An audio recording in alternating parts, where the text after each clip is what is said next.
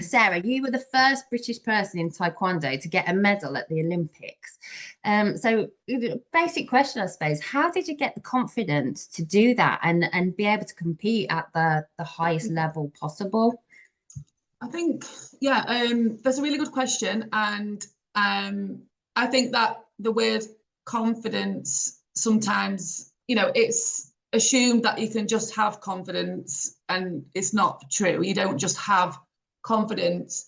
You gain confidence, I think, by putting yourself in situations that are quite difficult.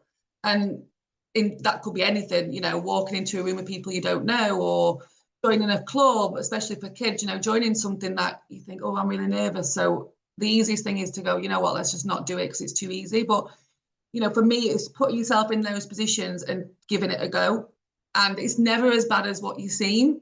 And I think that's kind of how you grow confidence. And obviously, the harder the situation, keep pushing yourself, you gain more resilience as well. So you get a little bit tougher and able to kind of deal with those situations a bit more. So confidence for me is actually doing things that are a little bit scary and giving it a go. I love that. That's brilliant. So yeah, it's more of like a gradual thing and just doing these little things and keep building.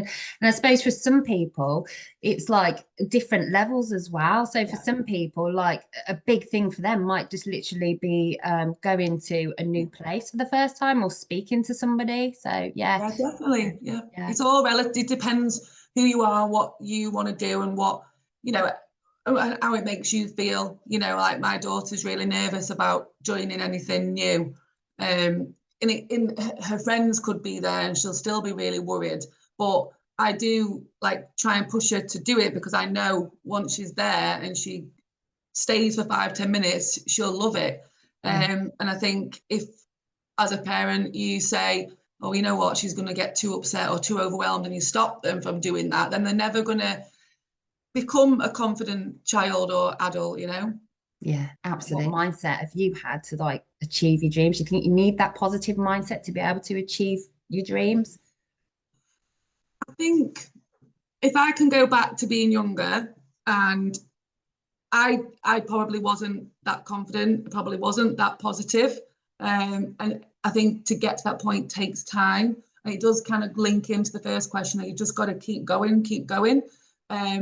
And by doing those things, again, like I said, it gains confidence, but it also gives you positivity, and makes you act a certain way. So the more you do things, I think that again just breathes into that positivity as well. I don't think you can click your fingers and be positive. You can't click your fingers and have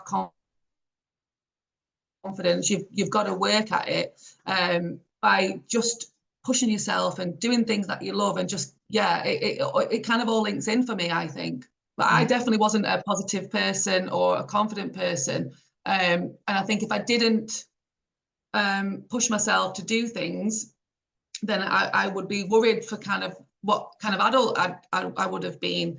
And I suppose for me, like, that positivity comes when you actually get success as well. You don't always get success when you're pushing yourself out of your comfort zone and you're trying new things, but we're going to gain confidence from doing that.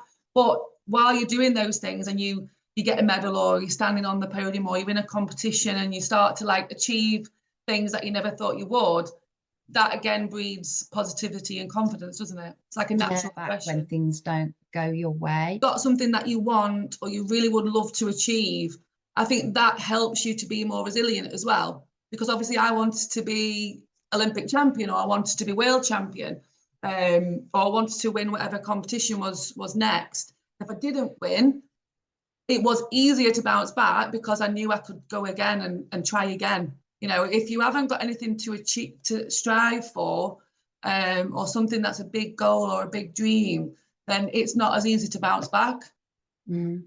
Yeah, definitely. So I think that's really important. So have that goal in your head. Think about what you do want, and that's something that I coach a lot of people, is talking about, what do I want here? Yeah, that's really good. Brilliant. And it can be anything. It doesn't have to be Olympic champion. Not everyone's gonna think that they want that, especially if you're young as well. You don't even know if you're going to be doing anything that's at that level or whatever. But it could be anything, couldn't it? It could just be, I want to be able to I don't know, compete for my local football team or whatever that dream is or goal is, you've got to be realistic to the fact that that's what I want. It might not happen, but I'm going to give everything to get there. And the things you learn along that way are massive, and you're going to create that confidence and positivity just by being on that journey. Absolutely, yeah. And that journey, yeah, you can use all of those skills as well in so many areas of life. Yeah. Exactly. And Exactly. sometimes when things don't work out, other things come along that you were not actually thinking about. And it might be something that's better or that you're more suited to or that you enjoy more. And it just kind of presents itself because you've had a go in this other area. So That's yeah. 100% true. Yeah. Other opportunities come from being on that journey, definitely. Yeah. Oh, amazing. Thank you. No worries. Would it be okay if we could see if you got your medal I there? did. I have got my Yeah. medal. Yay. I know this is something that My everyone loves. medal. Wow, look at that. Amazing. I know you probably get asked this as well, Sarah. How heavy is that? Um, do you know what? It's not as heavy as all the newer Olympics. They seem to get bigger and heavier, which is slightly annoying.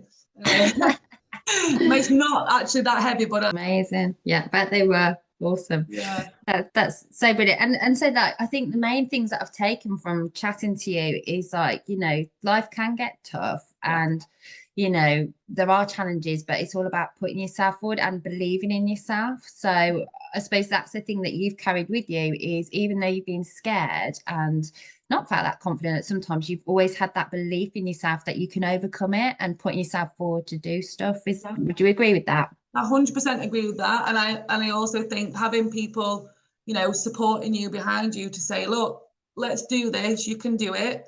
And what's the worst that can happen if you don't achieve what you set out to do? The worst that can happen is you've still got the people that care about you, and then we're going to learn from it, and we're going to go again. Yeah. And Yeah. it's just an incredible journey, really.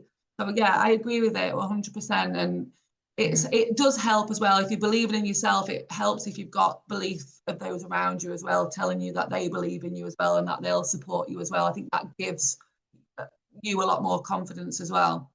And also I do some public speaking, so I speak about my journey, especially like the 2008 to 2012 Olympics, because there's a lot of ups and downs within that journey, injuries, grief, losing, winning. It was a massive, massive roller coaster, and it was a very, very hard part of my life.